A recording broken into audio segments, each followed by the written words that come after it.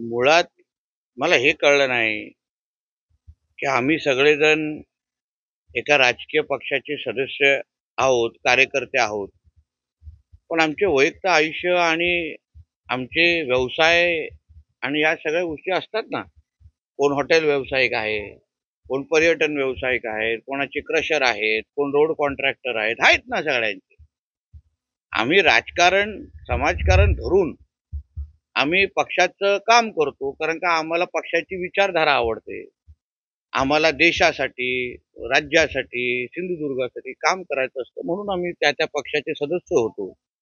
पण त्याच्यामुळे आम्ही आमचं वैयक्तिक आमचं जे पोटापाण्याचा जो विषय आहे, तो तर बाजूला ठेवू शकत नाही ना.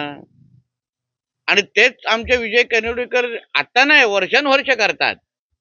त्यांचं बाजारपेठामध्ये त्यांचं स्वतःचं दुकान आहे, त्यांचा व्यवसाय आहे आणि व्यवसायाच्या दृष्टिकोनातून त्यांच्या घरामध्ये अशा पद्धतीचा उलाढाल असेल, हां, तर मला कळलंच नाही काय चुकीचं आहे.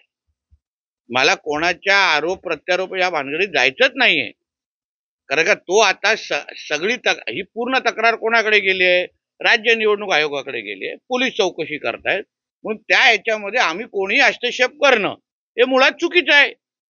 पण मला एवढंच माहिती आहे, की विजय केनवडेकरजींचा इकडून अशा पद्धती कुठली कृत्य होत नाही एक. आणि दुसरं मी तुम्हाला मूळ सांगतो, भारतीय जनता पक्षाला अशा पद्धतीच्या निवडणुका लढवण्याची काही गरज नाही.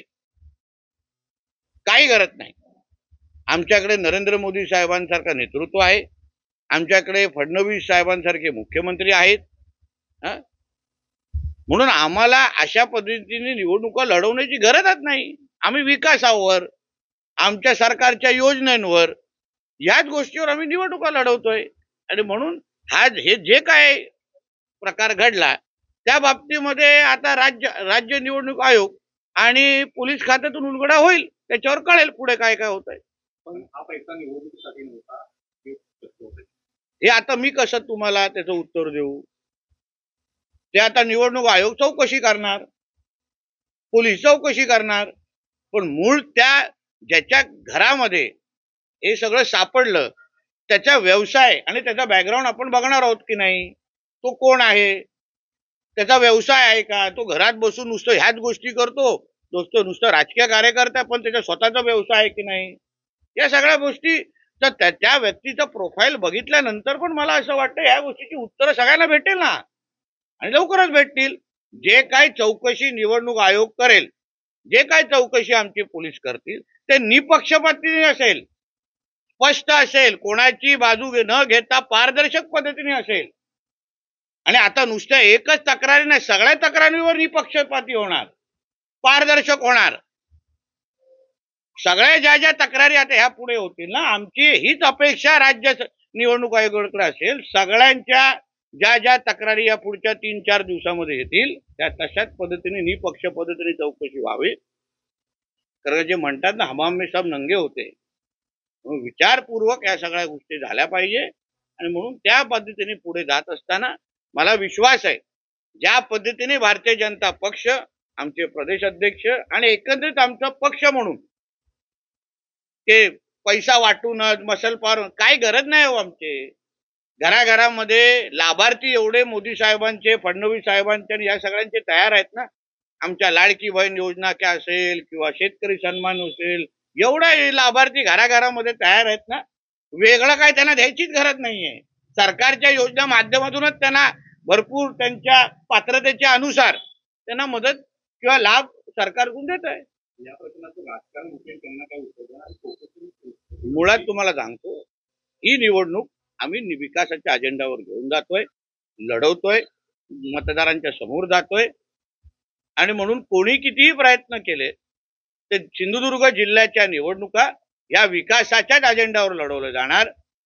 प्रत्येकाला आपल्या आपल्या पद्धतीने आरोप करण्याचे अधिकार आहे. पण भारतीय जनता पक्ष म्हणून आमच्या प्रदेश अध्यक्षांची भाषणं बघा, माझी स्वतःची पालकमंत्री म्हणून भाषणं बघा, आमच्या जिल्हाध्यक्ष असो, प्रत्येक आमचा उमेदवार हा फक्त विकासाच्याच मुद्द्यावर आम्ही बोलणार.